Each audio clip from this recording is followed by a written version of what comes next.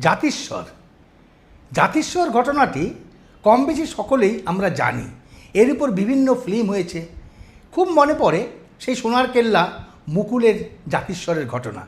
সেখানে সে খুঁজে বেড়াচ্ছে তার আগের জন্মের খুঁজে পাওয়া সেই রান্নাঘর, পাঠশালা, আরও কত কী কিছু। কিন্তু একই জন্মে জাতিস্বর, সেটা কী করে সম্ভব? হ্যাঁ, সম্ভব। কীরকম?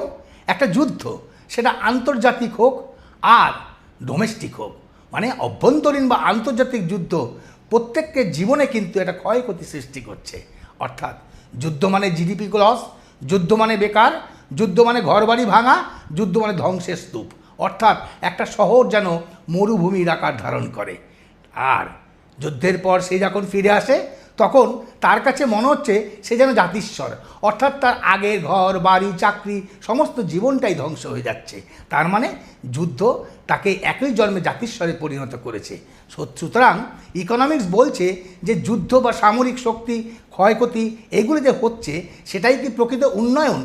যুদ্ধের মাধ্যমে কি উন্নয়ন সম্ভব? অর্থনীতির ডেভেলপমেন্ট সম্ভব? না, যুদ্ধ মানে ধ্বংসের প্রতীক। তাই যুদ্ধকে এড়িয়ে প্রকৃত অর্থে অর্থনৈতিক উন্নয়নকেই আমাদের এগিয়ে রাখতে হবে।